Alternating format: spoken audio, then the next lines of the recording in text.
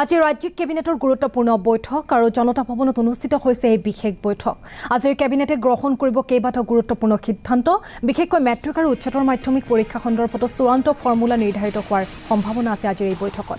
আৰু পোনপটীয়া সম্প্ৰচাৰযোগে আমি সংযুক্ত হৈছোঁ আমাৰ জ্যেষ্ঠ সাংবাদিক বাবা খানৰ সৈতে। বাবা খান, আপোনাৰ ওচৰলৈ আহিছোঁ যিহেতুকে অনুষ্ঠিত হৈছে এই বৈঠক আৰু কেইবাটাও গুৰুত্বপূৰ্ণ সিদ্ধান্ত গ্ৰহণ কৰাৰ সম্ভাৱনা আছে, অধিক জানিব বিচাৰিছোঁ আপোনাৰ পৰা। বাবা।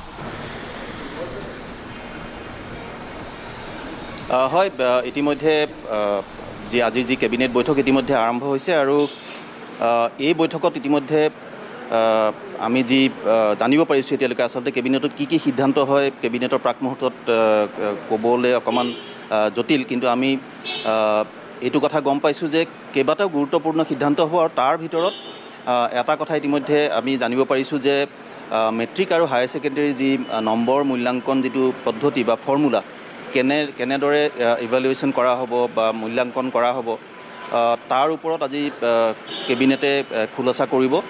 সমগ্ৰ প্ৰক্ৰিয়াটো যিহেতু বহুদিনৰ পৰা যিহেতু বিভিন্ন ধৰণৰ মিটিং হৈছে, দুখনকৈ প্ৰতিবেদন কমিটিয়ে প্ৰতিবেদন দাখিল কৰিছিলে।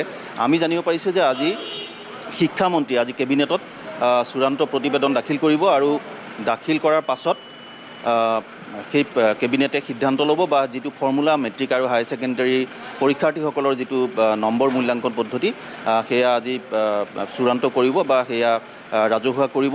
আৰু এটা কথা ক'ব পাৰি যে ইয়াৰ পূৰ্বে কেবিনেটে শিক্ষা বিভাগক কেবিনেটে কৈছিলে যে পৰীক্ষা পতাটো সম্ভৱ নহয়, পৰামৰ্শ দিছিলে।